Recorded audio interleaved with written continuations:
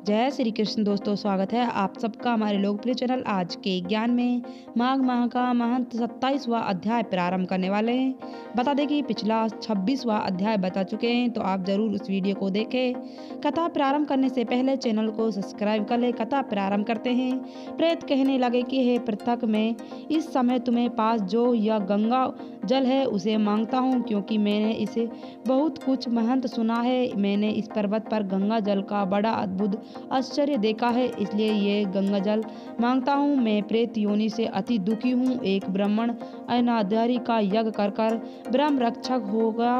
वह मेरे साथ 8 वर्ष तक रहेगा। उसके पुत्र ने उसकी अस्थियों को इकट्ठा कर गंगा में खलखलाने स्थान से गिराया था। उस समय वह राक्षस सत त्याग कर सदैव के लिए प्राप्त हो गया। मैं प्रत्येक देखा है, इसलिए मैं तुमसे प्रार्थना करता हूँ। मेरे पहले जन्मों से तीर्थ स्थान में बड़े बड़े दान लिए थे और उनको प्रत्येक नहीं दिया था।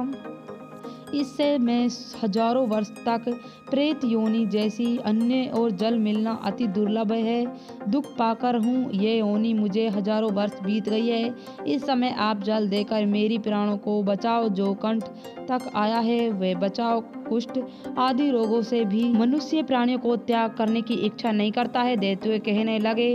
ऐसे उस प्रेत के वचन सुनकर ब्राह्मण बहुत ही भ्रमित हुआ और अपने मन में विचार करने लगा। संसार में पाप और पुण्य के फल अवश्य आने पड़ते हैं। देव दानव मनुष्य कीड़े मकोड़े भी रोगी से पीड़ित होते हैं। बल तथा वृद्ध को मरना, अंधकार और कुपड़, ऐश्वर्य, दरिद्रता, पंडिता, मूर्खता सभी कर्मों से होते हैं। इस कर्म भूमि में जिनने न्याय से धन इकट्ठा किया है वे धन्य है। ये सुनकर प्रेत गदगदा वाणी से बोला, हे पृथक, मैं जानता हूँ कि आप सर्वज्ञाता हो। आप मुझे जीवन का आधार जल इस प्रकार दो जो माघ चिंतक का देता है। तब पृथक कहने लगा, हे प्रेत, मेरे माता पिता ब्रह्म क्षेत्र में बैठे हैं। मैं उनके लिए जल लाया हूँ। अब बीच में तुमने गंगा के संगम का जल मांगा लिया है। अब मैं इस धर्म संदेह में पड़ गया हूँ। क्या कांड वस्तु से यज्ञ का इतना नहीं मानता हूँ जितने प्राणी रक्षा को मानता हूँ। इसलिए प्रेत को जल देकर तर्पण कर माता पिता के लिए फिर जल लाऊंगा।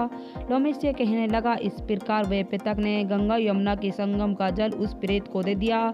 उस प्रेत ने प्रतीक पूर्वक जल को पिया। उस समय वे प्रेत शरीर को छोड़कर दिव्य धैर्य हो गया। केरल कहने लगा कि बिंदु मात्रा गंगा जल से वे प्रेत मुक्त हो गया। हम समझते हैं कि ब्रह्मा जी भी इस जल के गुण का वर्णन नहीं करता है सकता है, नहीं तो महादेव इस जल का मस्त पर क्यों धारण करता है। इस संसार में मनुष्य काया वचन और मानसिक के पापों से रंग गया है। वह गंगा जल के बिना नहीं धुलता है। गंगा जल का सेवन से मुक्ति सदैव सम्मुख खड़ी होती है। जिसने जल को स्पर्श करते ही प्रेत प्रत्येक को छोड़कर मुक्त हो गया है। जैसे गंगा स्नान करता है वह वैष्णव पद को प्राप्त होता है। यदि संबंधी लोग गंगा जल से तर्पण करें तो नरक में रहने वाले पितृ लोग स्वर्ग में चले जाते हैं और स्वर्ग में रहते हुए ब्राह्मण को प्राप्त होगा। गंगा जल के समान और कोई मुक्त का साधन नहीं है। वह प्रेत कहाँ चला गया और एक मास में जब माघ माह में आया तो उसने सुना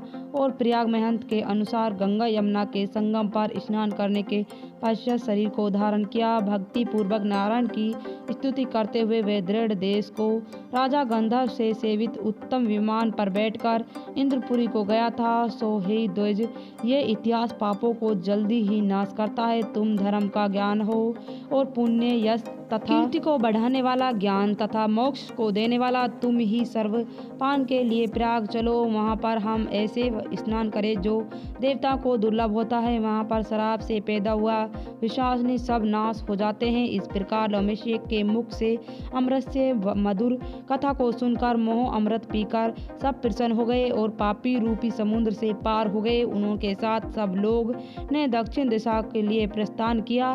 तो ये अध्याय यहीं समाप्त होता है। ये माघ माह का महंत 27वां अध्याय था। अगला अध्याय अगली वीडियो में। अगर वीडियो अच्छी लगे तो वीडियो को लाइक शेयर जरूर करना।